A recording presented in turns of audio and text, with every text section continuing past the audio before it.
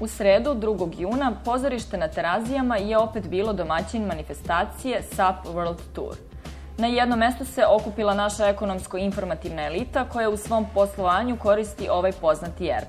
Uvodno predavanje je održao gospodin Dragan Đuričin, predsednik Saveza ekonomista Srbije.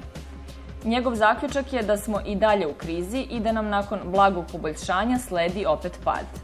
No, s obzirom koliko ovakvo stanje traje, ne može se više zvati krizom, već novom ekonomskom realnošću. Osnovna poruka današnjeg skupa, i mislim da je ona jako dobro i došla, je da se mi u stvari nalazimo u ekonomskoj realnosti. Treba zaboravimo termin ekonomske krize, ona je tu, ona postoji, ali kako god to bilo, kako god definisali, ovo je naša ekonomska realnost. SAP nudi rešenja da se posluje, da se kvalitetno posluje, da se profitabilnije posluje i u vreme krize i u vreme ekspanzije i kao i uvek sada u sadašnjosti u vreme ekonomske realnosti.